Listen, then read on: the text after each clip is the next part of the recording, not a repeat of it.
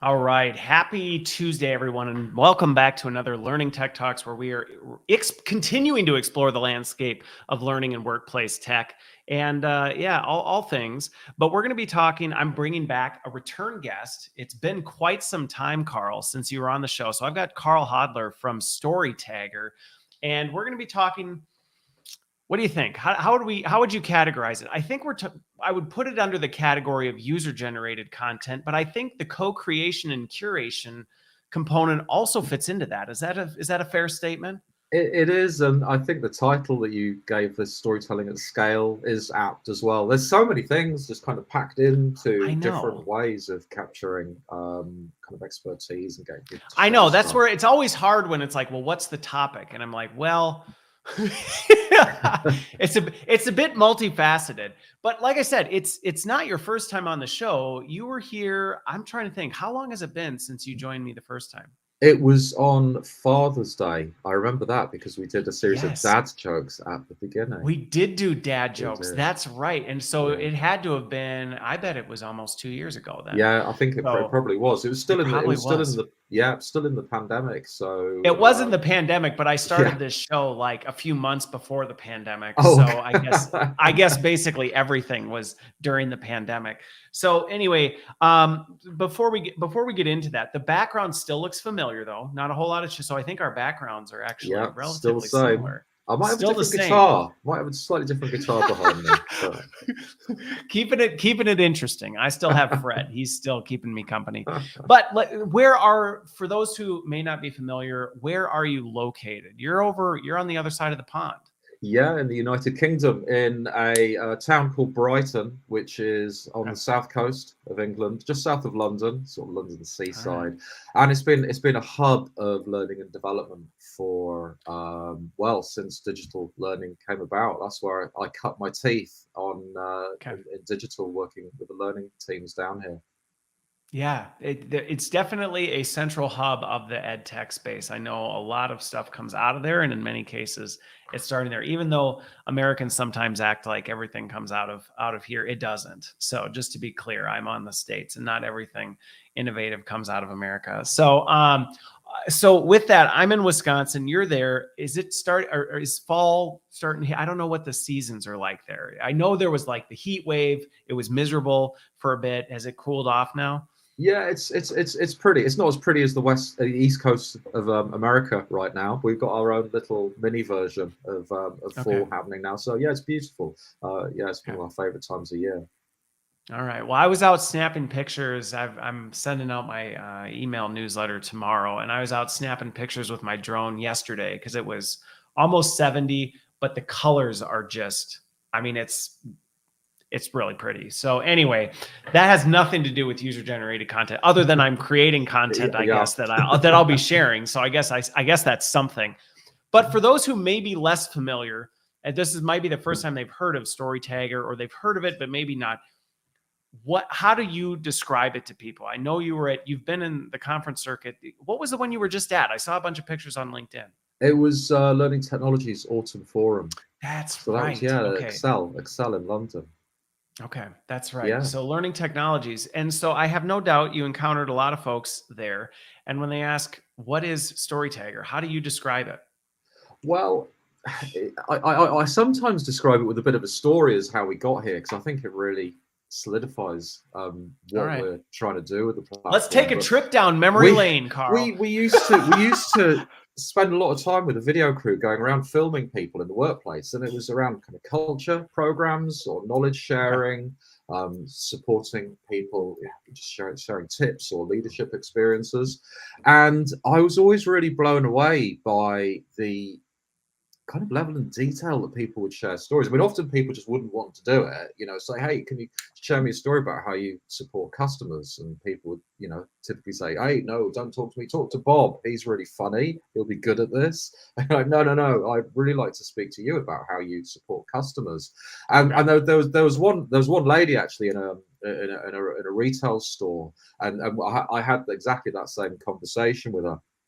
And she ended up telling me an incredible story about how she supported a really difficult customer. And the way she told that story really reflected something that was happening at head office in how they were changing their customer experience model. But she took what was like, probably 50, 100 pages of a PDF strategy document into a Yeah, one of those 90 Frankendex. yeah, into a 90-second video that was just full of passion and humanity and soul, and it just captured it. And everybody who watched it was just like, oh my God, that's incredible. I completely get what this is all about now.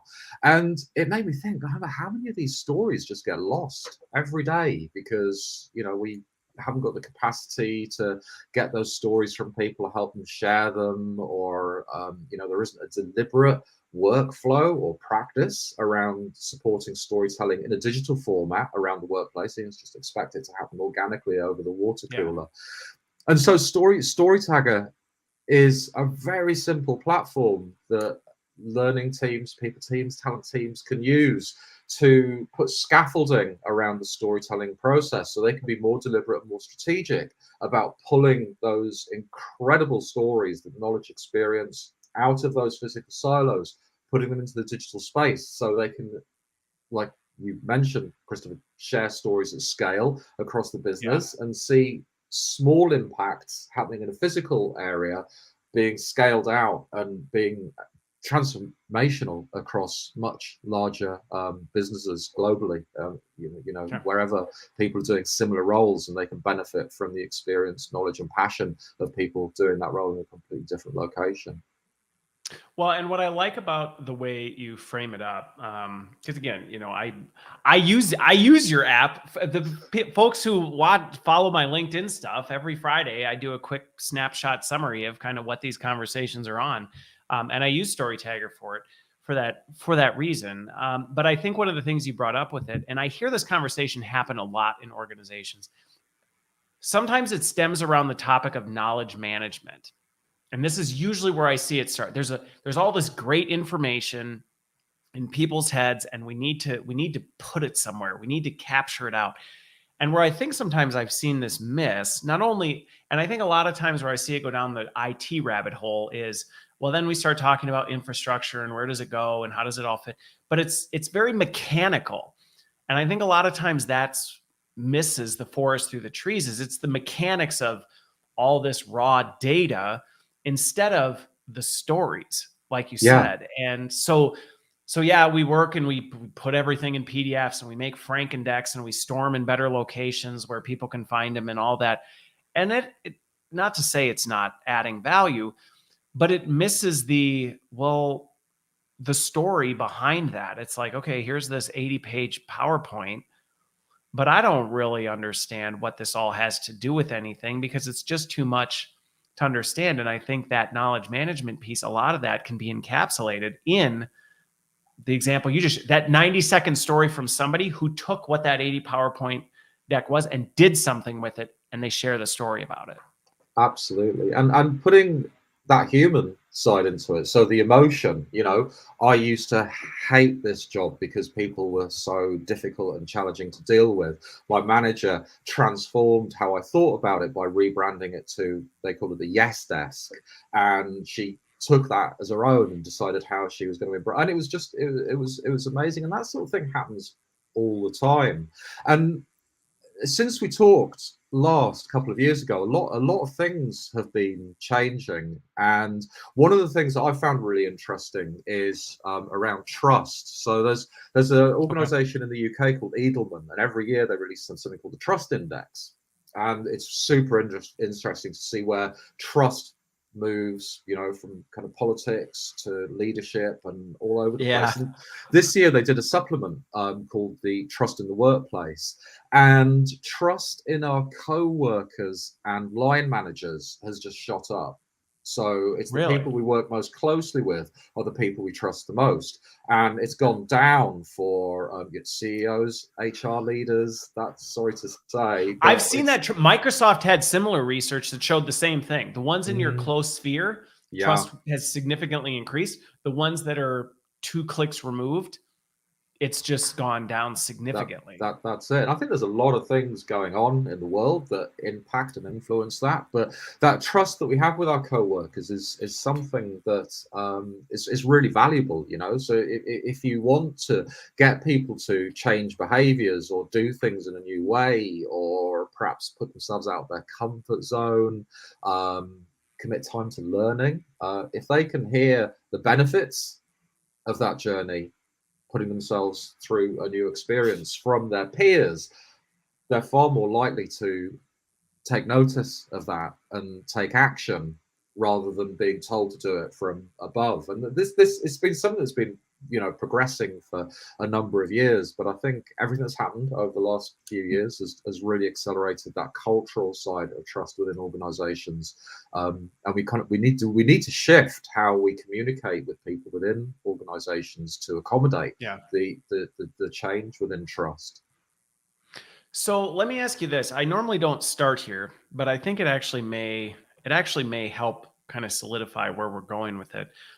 Because what I would say is, when I have conversations like this, or when people hear conversations like this, that I see a lot of head nodding and agreement. You know, that yes, I agree. We need more stories. We need people to share more information, context. It helps, you know, solidify the change, things like that.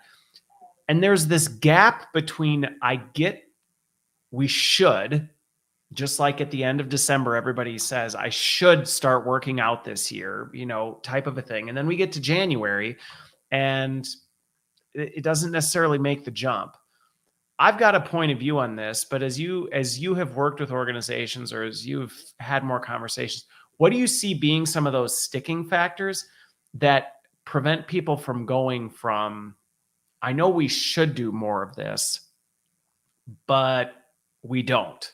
What ends up being some of the things that you see most commonly trips people up, where they just don't end up making the jump? So I think there's perceptions over what creating content with employees is actually about. I mean, obviously we're used to seeing user-generated content coming from social spaces, you know, so we look at TikTok, we look at Insta, Facebook, YouTube, even YouTube. Yeah, all these things. We make a lot of assumptions about what that is like. You know, we may have never created it ourselves. We make assumptions about what that experience is like and how that will land within our organization based on the culture, around how people live values, all that sort of stuff wrapped in. And it can be a bit scary for people to feel that they're going to be losing control over how they are distributing content and not having that. It's a different role that you play in it. The role of curator is growing within learning and development, but I think the curator role that has emerged first is the curator role of going out and finding resources, pulling those into a central space and making it really easy for people to find stuff that they need when they need it.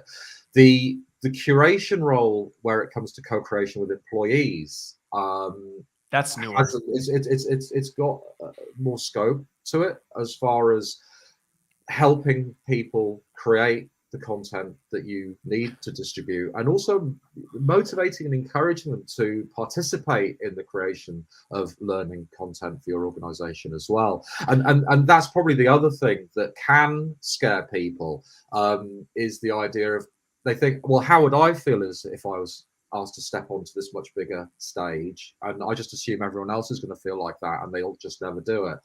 And so that can be a sticking point if teams aren't necessarily at the right point in their journey on this, to start looking into, well, how do I do that? How does that work in other places? Because it never used to work in the social space. You know, some of the first social campaigns were just absolute car crashes. You know, nobody engaged. It hasn't been like this forever. It used to that's the thing. I think we sometimes forget the journey we've been on, and there's this assumption that, oh, the way TikTok and Insta and these social platforms, that's how it's always been. And it's like, I mean, I remember the days of Facebook where it's like, Christopher is, and it was like these lame statements that you would make. There were these awkward, weird, I am sitting at my desk working on homework. It just had things like that. It wasn't like it is now with this authentic, genuine content that we just now take for granted and go, well, that's just how it is. And I think organizations are much more on the infancy. I also really like that you split the difference of the curation roles, because that is a skill capability difference in an L&D function. You know, again, even making the journey from, like you said, I would say Curator 1.0, which is scour for resources, go through, find the best of the best, pull them together in a meaningful way. Still super valuable, but that's a different skill. That's a 1.0. What you're talking about is 2.0, which is actually co-authoring, co-creating, creating structure, infrastructure, scaffolding, and then working with these partners to actually generate content. That is a different skill capability within an organization that takes some effort. Well, it sounds like it does. And you know, if I was a consultant, I've got yeah, absolutely, Christopher. That is definitely need to pay me several $1,000s an hour to help you with that. I don't mean it in the sense. I don't mean it in the sense like it's this impossible task. You need to hire a Big Four firm to help you do it. But I'm saying, like, from a mindset effort, it's a different way of working. It is a different way of working. But do you know what? I find the designers that we support absolutely have all the skills to be able to do it. It's just it's just a tweak in how they think about it. And you know what? Some of the skills that designers gain from that curation mindset, that co-creation mindset, they're pretty helpful in a bunch of other challenges that learning teams have to get over as well. So that whole nurturing people to find time to learn, sharing the value, the value piece is probably the biggest part of that jigsaw, and baking in the act of co-creation into workflows and processes.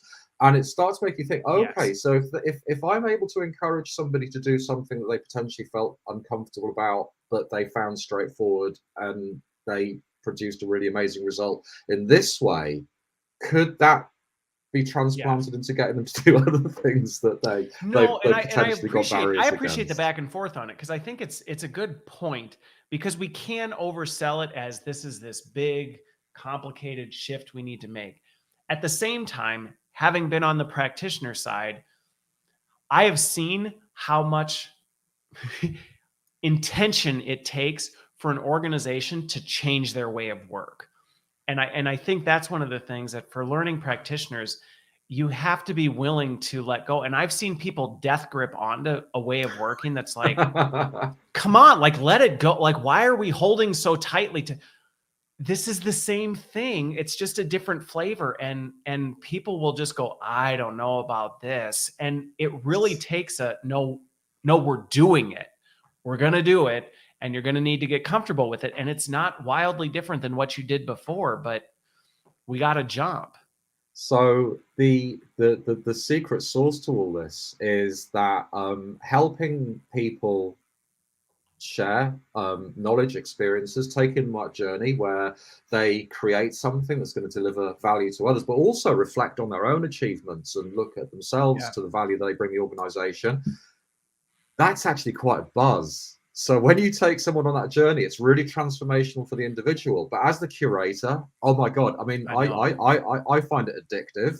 Just seeing those journeys that people go on, and then the incredible ideas and value that they bring, it actually becomes quite compelling once you get started. And I think once you unlock that and you start seeing the incredible value that your people can bring to learning and development within your organization, it's very difficult to go back, and then you start finding lots of different ways to sort of bring that value. I 100% agree with you on that. It's like once you've gone across the bridge, you don't go, maybe I want to go back. I've never seen when you make this, but it's a lesson of the counterintuitive, I think, in that it's this sense of you're losing something, and it's actually quite the opposite. Once you actually do it, you go, I've actually gained so much more.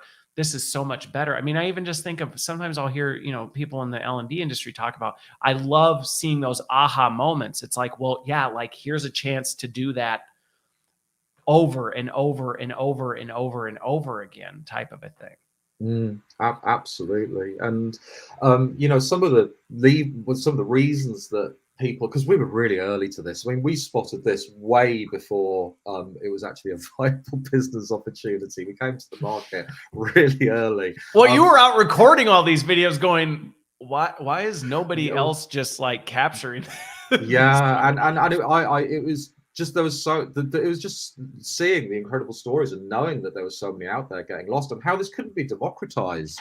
You know, Yeah. when you give people the opportunity to shine who've never had that opportunity before, as I say, it's transformational for them, but it's incredibly transformational for Curator, giving people that opportunity and seeing that. But I've forgotten where I was going now. But things that have changed in the business are, you know, I mean, learning teams have been stripped back. There's less people having to produce more. So the idea of creating the resource production, and Fosway reported on this earlier in the year, and they're saying that 50% or over 50% of L&D teams are looking at user-generated content as a way to support resource production. And we've just partnered with not only for a resource standpoint, but also from a speed standpoint. Absolutely. Because the reality, the ability for us to move as quickly and keep up with the pace at which things are changing, you almost have to tap into your workforce, because it's like, by the time we could run it through our traditional process, it's expired before it's produced. Yeah, absolutely. So being agile and lean about being able to deliver resources to the business is super important. And the only user-generated content was invented for that. So all the big media companies were struggling to keep up with the demand of content from, you know, this is like pre-Web 2.0. And they were like, well, how can we produce enough content that's going to keep eyeballs on our websites? And it's like, well, it's crowdsource it. It's the only way to get to be able to keep up with it. So, I mean, obviously, it's gone through quite a journey over the last 20 years. But today, for learning teams, if you have workflows in place where you can very quickly go out to subject experts, get them to produce content that within an hour you're loading into your LMS, or you're throwing into you know, your authoring tools and being able to release it, that's incredible.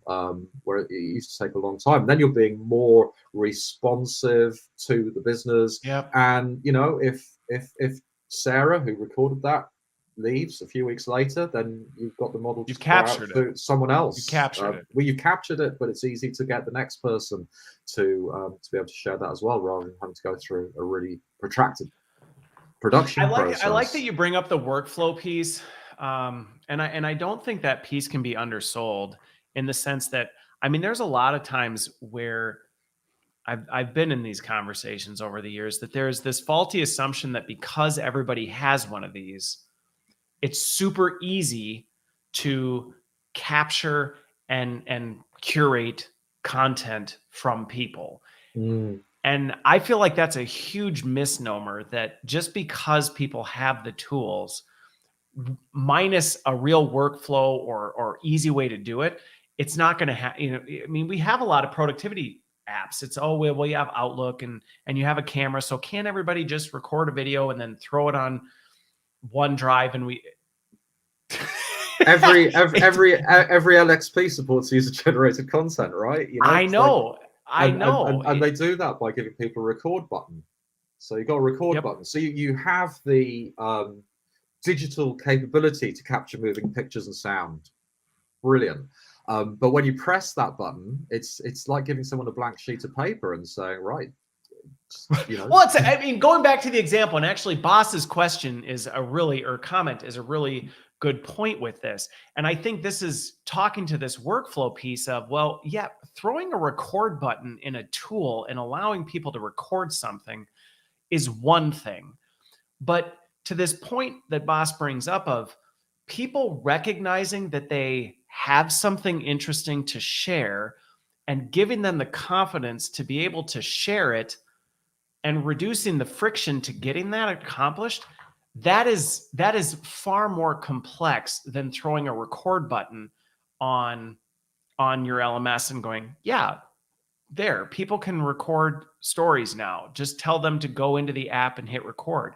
Like you said, if you just go up to somebody and say, tell me a story, I mean, honestly, people are going to these conferences. You want the biggest showstopper or conversation grenade? Just walk up to somebody and go, tell me about yourself. Yeah, it's super. I mean, people just, they don't even know what to say to things like that. Like, I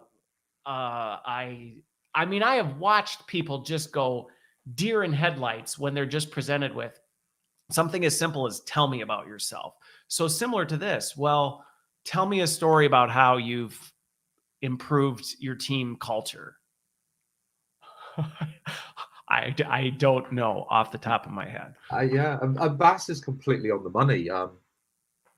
Most people devalue their own experiences and the value that they have for others. And part of the curation role is helping people see the value that they do bring to the organization and the value that sharing their story or experience will bring to the organization. And that was always the same, even when we were doing it with the video crew. We had to sort of take people on that journey. So digitizing that, if you think about it, a record button doesn't do any of that at all. It's a really cold stop as far as the creative process. It's I mean, it is. It's just one of those. And I think I'm curious your experience as you've done this with more organizations, but I think because everybody has a phone, most people have probably taken a selfie of some sort, type of a thing. There's an assumption that people are comfortable recording themselves on video. There's more of an assumption. And I think people is. potentially are, because culturally over the last 3 years, I think these last couple of years have helped. It's made a really big difference. So people are more used to it. So it's not so much a fear of recording themselves. And I actually always think the fear of recording yourself or not liking your voice or needing a haircut is more down to the personal fear of saying something stupid or wrong or being judged. And that's always really freaked me out in real-time interviews. If I was being filmed, this is okay because this is like really properly just live and we can go anywhere, but if I was being filmed for something, I just fall apart because there's so much pressure on me and I feel the camera operator in the interview is judging me. I'm actually so awful in front of the camera, they probably are, but the pressure is just immense. So being able to do it asynchronously is a huge benefit, but you then walk away and you haven't got the benefit of the interviewer guiding your reflective process. And I don't have to tell any of the learning designers on this call that the majority of people, I think I read somewhere that's like 83% of people struggle to reflect effectively on their workplace experiences. I can't remember where I got that number from, but it's huge. And we know reflection is hard, and it's been an ongoing problem for learning. So when we're sharing a story or an experience, reflection is really baked into that process, and that's what the interviewer does. They help the individual reflect, and then they wrap that reflection into a narrative that others will recognize, be engaged by, and draw value from, and stick with it till the end. That's a lot going on right there for people to do without any support, and that's where the record button completely falls over, whether that is just recording on your phone or on the LXP. People need scaffolding and support. So that's what we basically did. We put scaffolding around. You created the asynchronous interviewer. In content, I mean, kind of. It's like, well, we created the asynchronous interviewer to be able to give you the question for reflection, structure the discussion, give you opportunity to kind of like be interviewed, but in an asynchronous video format versus just saying, Carl, tell me about user-generated content, and you're just left there going like, what? I think the value that we got coming, because I've worked in L&D, I've had a brief sabbatical into digital marketing, but I've pretty much worked in L&D for 20 odd years now. And Cheryl, my co-founder, has as well. And the value that we really got from building a product from an L&D background is that we knew the kind of stories that we needed people to share were complex. They went pretty deep onto, even if they're only 90 seconds long, they are complex stories about tough journeys, difficult processes, wins, losses, achievements, pain, struggle, achieving goals. They are not the sort of stories that people sit down in a bar and just sort of necessarily roll out. It's very different to the kind of storytelling that people are used to. So StoryTagger, it kind of sits outside a lot of the video tools, because there's millions of video tools. I love that, because video is really niched. It's really niched out into lots of different areas.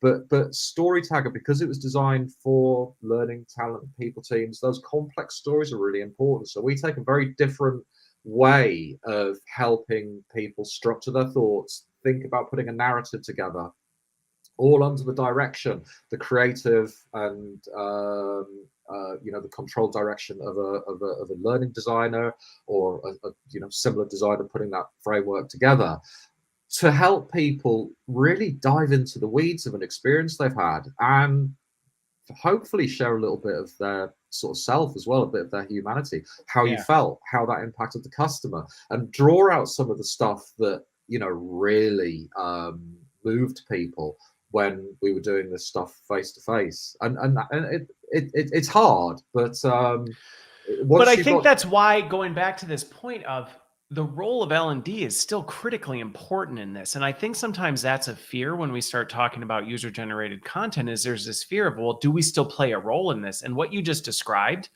yeah, absolutely we play a role, because our job then is to say, what are those critical variables and elements we want to be sure are accounted for, and how do we structure this in a way that actually draws those out of people? Because by default, even just in the example of saying, tell me about a time you inspired your team, that's going to be all over the board, versus if we architect that structure to say, here are some key pieces that we want to make sure you hit on as you share that story of how you inspired your team.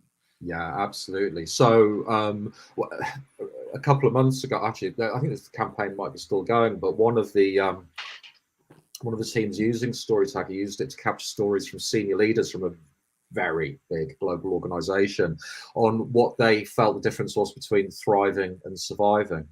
Now that's so nuanced and interesting and deep and difficult to talk about, but with the framework that they put together, and the guy who wrote the campaign, he's part of the kind of emotional intelligence group of this organization. So he was right in there, and he created some incredible questions that help people talk about the difference between surviving and thriving. And he kind of compared that against, I don't know if you spot, there's a thing kicking off on Twitter today about there was a young lady who worked for one of the big tech organizations, and she released a video on TikTok about her life working at I can't remember which organization it was now, but one of the big kind of tech companies. But all she could really talk about was the perks. So it's like, I go into work, I have a really nice muesli, and then I get a salad, and then I go to the roof bar to have my lunch. And people are going, oh my God, don't millennials do any work anymore? Or God, women in tech have a really easy life. And it's like, oh, it's so hard, because that organic style of storytelling, people are really limited by what they can talk about. And they think of whatever the first thing that comes to mind, going back to the point of people are not always the best at reflecting, and it's the reflection that pulls those nuggets out of that. If you just say go, they're going to go with the first thing that pops into your head, which, like you said, the example, well, when I think about working at XYZ company, I think about all the fun stuff, because that's what immediately comes to mind, when that's not really what is inspiring about the work you do. Absolutely. And I bet she could have done a really incredible story about what it's like between thriving and surviving as a woman working in a huge technology company, Yeah. Given the structure, and that would have blown people's minds, and there wouldn't have been, half of it wouldn't have caused such a debate about modern work. But so, well, and I go for it. Finish your thought. Well, I was going to say, and that's the real difference by putting, like, thinking of it as co-creation rather than organic creation. So the designer puts a structure, a framework around it that provides that sense of comfort that we were talking about earlier, makes people feel confident that their story does attach to the kind of story that the curator is looking to share, but also it just makes it really quick and easy for them. So, you know, my goal for user generated content, I learned this really early on when I started doing this stuff years ago, was that you've got to make it 10 times easier than the person making it expected, and to help them create something 10 times better than they ever thought they could. And if you can hit those two sweet points, that gap in between is where delight happens, you know, if you can hit that. Yeah, And, if and it's that's how easy and they get done creating something and go, wow, I yeah. actually created a pretty, like I created a pretty cool thing. Yeah, and that's where you start building a new culture from. Okay. Well, and I like the way, I mean, boss, I always love your comments on this stuff because it kind of is. It's like it's ID for video content. And what I like about the way you framed it, and I think this might be a good takeaway for folks when you think about this, because I do think words matter, and even user generated content can sound, regardless of who you are, it can frame things the wrong way. Like if you're a end user, that can sound onerous to be like, oh my gosh, you're putting it on me to do everything. Or if you're an ID or a learning professional, you're like, well, we're just giving up everything. Where when you say co-created content, that's different because that really embodies the fact that, no, this is a co-production. You're not on your own as the user to generate this. We're not just saying, go do it. We're there to support you. And for the learning professional, it helps you go, no, we're also not just giving you the keys to the castle. We still play a critical role in that. And so I actually really like that term of co-created content versus user-generated content, because I think true just user-generated content might work fine for TikTok, things like that. But for corporate learning and development, I think it's a little bit more of a scatter shot that you're actually going to get something of any value if you truly do. Here, just users make something and make it good. Absolutely. And, you know, everyone's busy. People don't have time to sort of sit around writing kind of blog articles and stuff. I mean, that's not even happening now. It's a real struggle to get people kind of creating traditional content for to support learning. So it has to be really nimble and lean and agile and quick. And it also has to be attached to purpose as well. So this stuff can't just feel like, you know, a flight of fancy for the learning team. It's like, oh, let's get people talking about the impact that has had, and that'll be really great for the culture. It's people will see through that, and they'll think, well, I'm really busy. Why should I put myself out to do that? But if it's really baked into, so say if you're asking people to share a day in the life story or share tips for onboarding, it'd be like, so you know how we're really struggling with people dropping out of the onboarding process kind of really early on because, you know, they just don't really feel they've got a place here, and that's putting a load more pressure on your team to kind of fulfill stuff because you're having to take on extra roles and you're not getting weekends. They go, yeah, I'm really hating that. So if what we're going to try and do is we're going to try and get some stories from you guys talking about the culture that you've created and how you kind of live some of the values that we've got. So when they're, you know, coming in, they're feeling like part of the team, and some of this really complicated language that you guys use. So maybe, I mean, I was speaking to a team from a pharma company, and they were having this exact problem. And like the team they'd had there, who'd been working there for years, they were just like talking in a different language to people who are being recruited, and people were landing. Maybe they'd been pulled in from different industries and they hadn't worked in pharma before. They had all the skills and they were landing. Well, I remember the first, I joined pharma, and I remember my first week was like, what did I just sign up for? Yeah. Did you, I mean, you probably felt you'd landed on a different planet. It was like, I don't even know where I am right now. Yeah. And it's going to feel like that. So onboarding is a really common use case where you try and make people feel part of the family, giving them tips, giving them advice, getting connections from leaders across the business so they feel welcomed, and overcoming some of those hurdles and barriers. Let's face it, God, if you've been on TikTok just watching people eating all day, then you're going to land in the workplace and it's going to be a bit of a shock to the system. So helping people feel part of your family as quickly as possible in that onboarding experience, that's a really great use case for this sort of style of content. And so, you know, I want to pause you before we go into too many use cases, because I do want to actually, we've talked a lot at a high level of what we're talking about. I think it's relevant to show what we mean in terms of this and then get into some of these use cases. Because to me, once you actually, I mean, I'm familiar with it because I use it. But I think for folks who may not be understanding what we mean in terms of this co-created, co-authored experience and workflow, this is really helpful because to me, once you see how it works, you can start to go, oh, okay, so this is how we might actually be able to capture some of these stories and then use them. Yeah, absolutely. And thank you, Christopher, because I'm absolutely terrible at actually showing the platform. I did a session at Learning Technologies last week, and loads of people came out to the stand afterwards and said it was really cool. He didn't mention StoryTagger once. I'm just like the worst salesperson ever. But the way and we've gone over, putting out a structure around reflective practice, around storytelling, but making it so people don't really feel they're doing that. It's kind of like stealth reflection. Now, what you can see on the left here, this is where learning designers work. This is the design tool. So we're in a campaign here. And the way that you help somebody put together a story is you break it down into parts. Now, this story's got 2 parts. You could have 3, 4, 1, depending on how complex the story is you want someone to share. Parts are a bit this is the ID architecture, because I know I've created campaigns for myself. This is how I structure my stories. Is I'm like, well, what is the general flow in which I want my story to go? These are the major segments of that are in digestible chunks. So you're not trying to be like, oh, geez, this is 100%. Too much information. Yeah.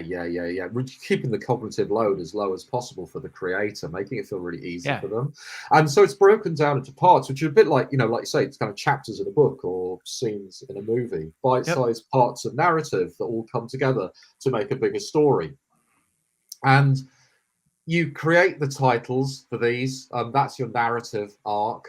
Then you can set time limits on people for people here. So every learning designer I speak to always kind of grins when I mention the subject expert who sends them a video and it's like 60 minutes long and just sort of like packed full of everything in their head. It's the Franken video. They decided to jam everything that they may want to say about it in there. And I think the time limits help to go, you gotta get it down to a tweet.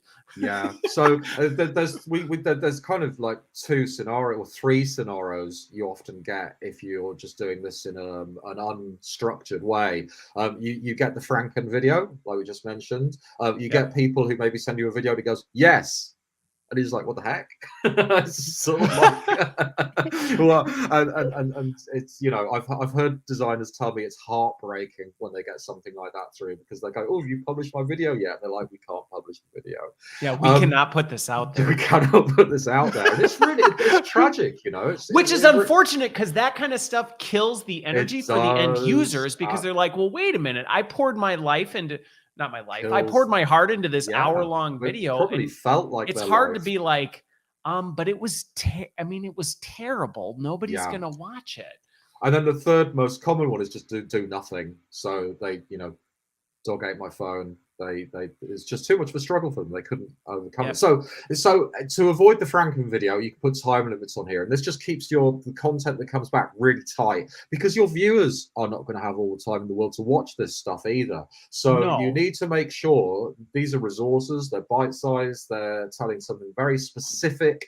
They're helping people change their mind on how they think about something, perhaps opening themselves up to doing something differently, taking on a skill, learning some different ways of doing things. The thing with it, what's funny is we talked about the fact, and we'll keep going on this, but I want to kind of like jump in and out of here, because I think some of the things we've talked about, and this is why I like seeing it, so that as we do it, we can talk about it. But that intentional time and question piece, we talked about how hard it is to get people to reflect on things. And first of all, one, which we're not even showing how you do it yet, but like as a user, you put your notes in there, which is a forced point of reflection, which I like, because it's like, okay, what is your story in a sentence? Okay, great. You have to reflect on that and kind of go, all right, if I were to put my story in a sentence, how would I do that? And like here you do it, right? So what's your story in a sentence? So it's forcing this reflection on, let me actually write a sentence and do it. And then you record it, and it's amazing how quickly you realize, like, oh, that's longer than 60 seconds. And so you're forced again to reflect on, how do I tighten that up? Or that's not quite the way. And it's almost this repeated cycle of reflection that helps you tighten up. Yeah. You actually tighten up your story and go, oh, okay, I only have 30 seconds and I wrote it in a sentence, but like I ended up gabbing too much. I'm going to go back and redo it. And so the other thing that happens under the radar is by doing this, you're helping people develop better communication skills. You're helping them become better at doing an elevator pitch, really focusing on the value of what they want to share to help somebody, maybe win someone else's hearts and minds. You're helping them become better storytellers. So there's a bunch of really good stuff that's just packed into the being asked and going through the process of doing that. Now, some of that could be in your engagement comms, so you could be saying, well, one of the things you'll get out of this, it will help you to become a better storyteller, a better communicator. And that is one of the threads that the skills piece might be one of the ways that you nurture people into the idea, or nudge people rather into the idea of doing this stuff. So yeah, it's the actual practice itself is super valuable. And on this piece, on the content, I'm going to bring up this question from, and if I don't say this right, my apologies, but Abdul Rahman, his question around, like, as you're doing this, off the top of your head, because I have to imagine you've seen lots of people create stories. You've done a lot of things. Are there any quick tips or tricks on designing this? Because we're talking about the design side of, okay, so if you're architecting this, because we can be responsible for creating the Franken video, because we go, oh, it'd be great if they said this, and then they also said this, and then we also have the, and pretty soon we've created our own monster. So are there any tricks or tips that you have on how do you actually keep this digestible? And are there any best practices that you've seen rise to the top? So something that can happen is people overthinking it. So we support, we provide a lot of support for those early campaigns to get designers upskilled in understanding how to put these stories together. Now, we've got loads of resources, knowledge base, and we've got a template library here, which has got tons of topics in it. And what often happens is designers can put together a really simple framework. And, it's a mix of sentence starters, open-ended questions. It's very similar to the way you would have run a traditional interview. And then I don't know what happens. They kind of look at it and think that's too simple, and then go in and make it really complicated. And then they actually add more to it, and you go, no, strip it back. So it really is about keeping it simple.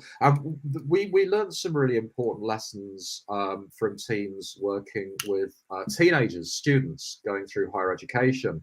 And they found the more they kind of stripped stuff back and sort of giving a structure, was better for that audience. Now, we find people in the workplace can cope with a bit more complexity, but it's not so much about giving people like loads of options, but just making those options really thoughtful, and maybe different ways of helping people say similar things.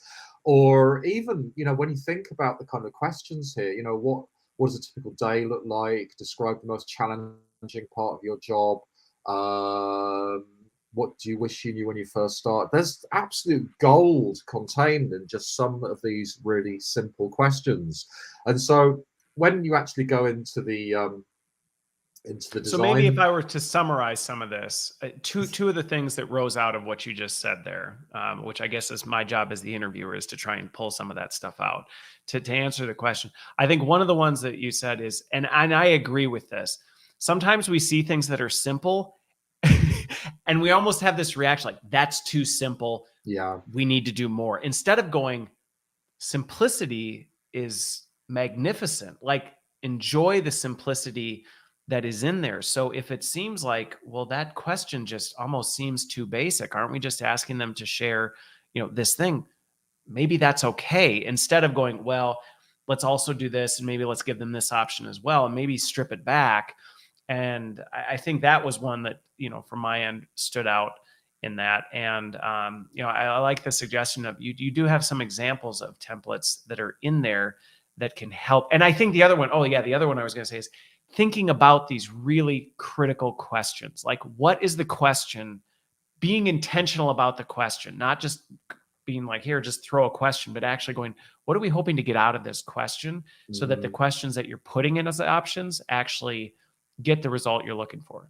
Yeah, absolutely. And I think part of the design process is going from simple to complex and then returning back again to simplicity. It's a really common loop that all designers in different practices make. But so question from Boss on this in there. Have you seen people? So obviously there's the kind of nudge in terms of like, here's the question to answer.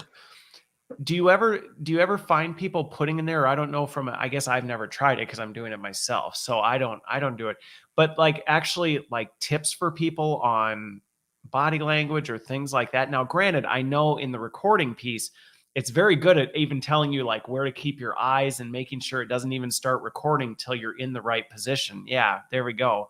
So that you don't have this, well, your face is halfway off the camera type of a thing. Yeah, absolutely. We try to keep the instructions as light as possible through it, because people have got enough to think about when they're reflecting and sharing a story. So the user interface and the flow that people go through is really simple. The StoryTagger, we call it a story first platform, so everything comes back to the story. So would helping somebody with their body language improve their story? And we'd ask that question, and if it did, then we'd build something into the platform that would support helping people think about beyond where their face goes to improve their story. But basically our North Star is helping people share complex, personal, human work stories in a format that is going to just drive incredible value to the people who watch them, and making that process as fun, beneficial, kind of helpful to people as possible when they're doing it. And as you can see, the process is super simple. I mean, one of the things that people often tell me is, oh my god, that's so quick for people to do. It's quicker than writing it in an email. And that's the beauty of video, when you've got and you're putting it, going back to learning in the flow of work, the trend word of 2022, but it is inline support with that. So one of the things, and you may not have seen it if you're watching this, but your question, David, in terms of, I agree. And one of the things, and I think this is where helping democratize content creation actually is really helpful, because a lot of people see these YouTube, TikTok videos and they're like, oh, wow, that was so quick. And you're like, well, actually, there's a ton of, they've got a whole content production team. Some of these influencers have an entire production team around them creating this content. But to your point about things like lighting, audio, things like that, even in that capture mode, not only is it capturing, like, is your head positioned in the right place for that, but it's giving you feedback on, like, and I've had it before where it's like, it's too noisy in the background. You may want to wait to record this. Your lighting is too bright. You're oversaturated. So it actually is giving you that dynamic feedback as you're capturing things. So if you are a user, you actually are like, oh, which again, I think is a good learning opportunity for people as they're creating content, going like, oh, I guess I didn't think about the fact that the sun is, right behind me and it's completely blurring out everything. Or there's a train blasting by and the audio in the background is so loud you can't hear what I'm saying. But you've built a lot of that inline support to help with some of these things that David brings up. Yeah, absolutely. And can you guess why we did that? Because if you didn't, people wouldn't do it. That's absolutely true. People wouldn't do it. And without the other thing is, we know that one of the big production kind of snarl ups with video is in post. So you get the video through and then you have to edit it.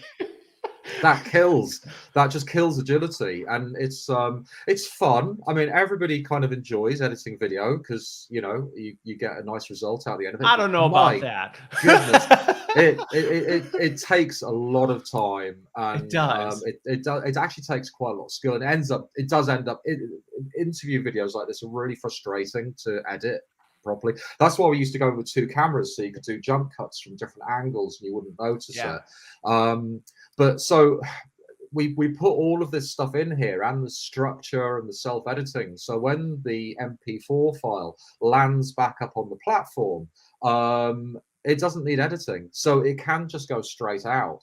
And that's really important, because the more stuff that you put in the workflow that slows it down, the less easy it is for people just to build that into everyday business as usual processes.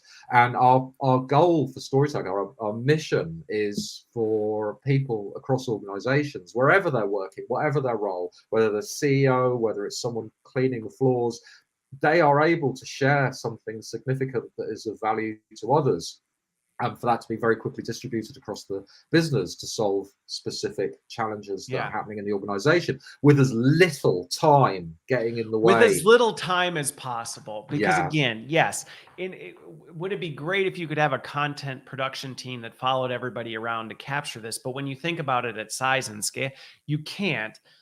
And one of the things I think is that's interesting about is getting that right degree of, people are okay with raw content as long as it's not too raw.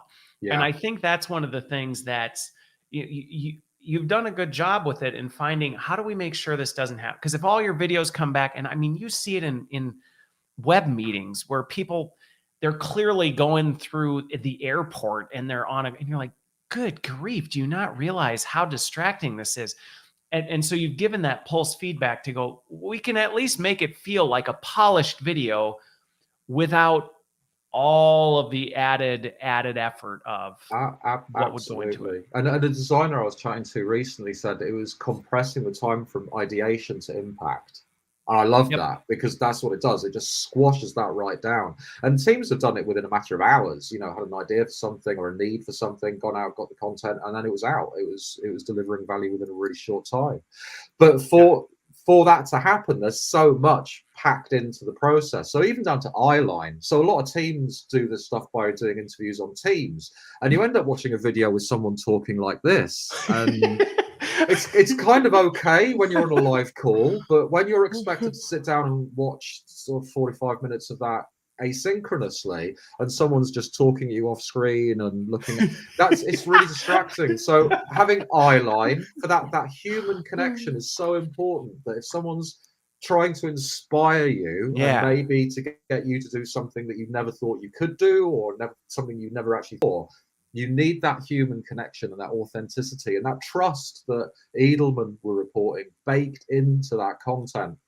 And that's all super difficult to do without having a co-creation model where, you know, the designer, the technology work in concert to help anybody create super valuable content that is specifically going to meet business objectives that you know, and I think I knew we'd run out. We didn't even we started it, but we didn't even fully get into, because I mean, we could sit and talk about use cases, I think, probably for the rest of the afternoon if we wanted to. But I think even what we're talking about there in terms of there's definitely value on this learning side, but even in terms of helping build trust in the organization and things like that, we were talking about it before we went live, because when I create my little selfie videos for the summary of the week, I do it from these different locations because most people just see me here. They're familiar with the map and Fred and this and that. And so it's from different parts of my house or my playground or my yard or things like that. And that does give a level of humanity to who that person who's talking to you is. And that kind of stuff really does makes a difference. It makes people feel like this is somebody talking to me, actually sharing something with me on a personal level. Yeah, we remember emotions. We do.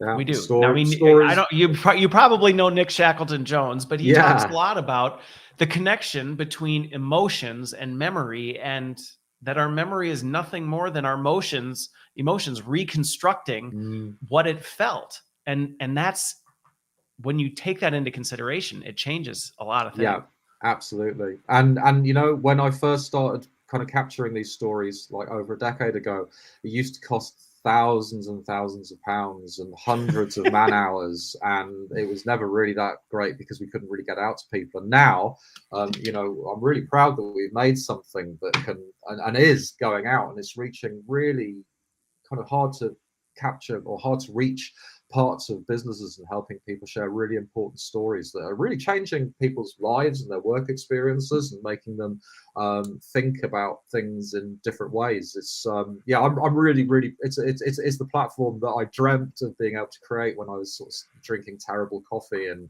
sort of training rooms in department stores.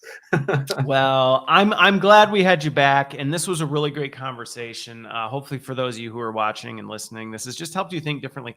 I really like the category of co-created content, co-authored content versus user-generated. I think that's a great way to think about it, and I think it's just great to have seen the product mature.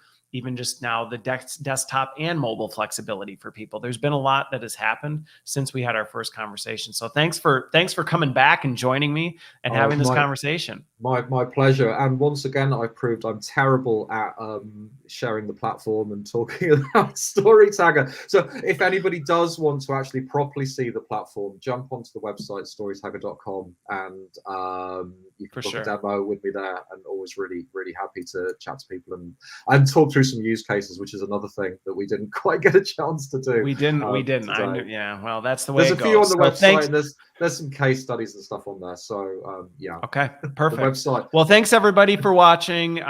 Thanks for listening or watching, whatever you were doing, however you were consuming it. And we will be back next week. Thanks, Carl, for your time. And I hope everyone has a great week.